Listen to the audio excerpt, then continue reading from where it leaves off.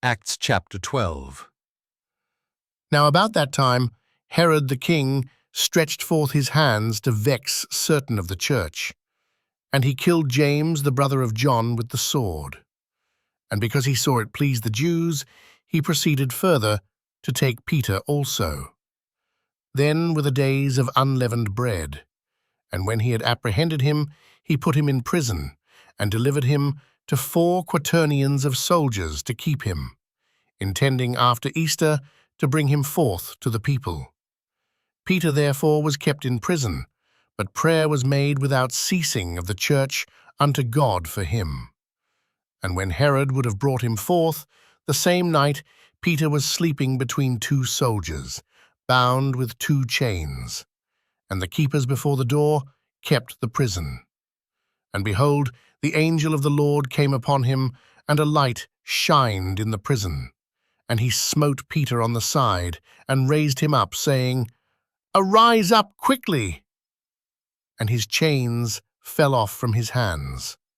And the angel said unto him, Gird thyself, and bind on thy sandals. And so he did. And he saith unto him, Cast thy garment about thee, and follow me. And he went out, and followed him, and wist not that it was true which was done by the angel, but thought he saw a vision. When they were past the first and the second ward, they came unto the iron gate that leadeth unto the city, which opened to them of his own accord.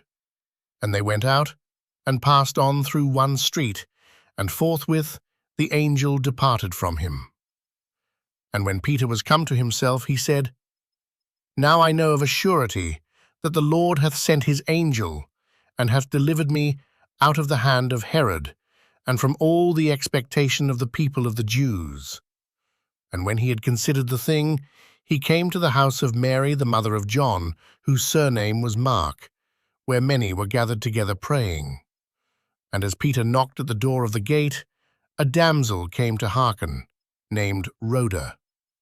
And when she knew Peter's voice, she opened not the gate for gladness, but ran in, and told how Peter stood before the gate. And they said unto her, Thou art mad. But she constantly affirmed that it was even so. Then said they, It is his angel. But Peter continued knocking, and when they had opened the door and saw him, they were astonished. But he, beckoning unto them with the hand to hold their peace, declared unto them how the Lord had brought him out of the prison. And he said, Go show these things unto James and to the brethren. And he departed and went into another place. Now as soon as it was day, there was no small stir among the soldiers what was become of Peter. And when Herod had sought for him, and found him not, he examined the keepers, and commanded that they should be put to death. And he went down from Judea to Caesarea, and there abode. And Herod was highly displeased with them of Tyre and Sidon. But they came with one accord to him, and, having made Blastus the king's chamberlain their friend, desired peace, because their country was nourished by the king's country.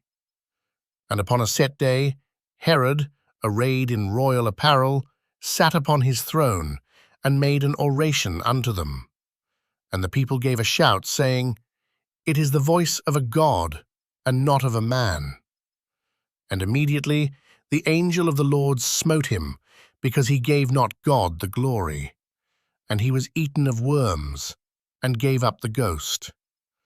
But the word of God grew and multiplied. And Barnabas and Saul returned from Jerusalem when they had fulfilled their ministry, and took with them John, whose surname was Mark. Let us know what your favorite verse or book of the Bible is in the comments below, and also consider joining us in our goal of sending the word to 1 million inboxes daily. The word is life-changing.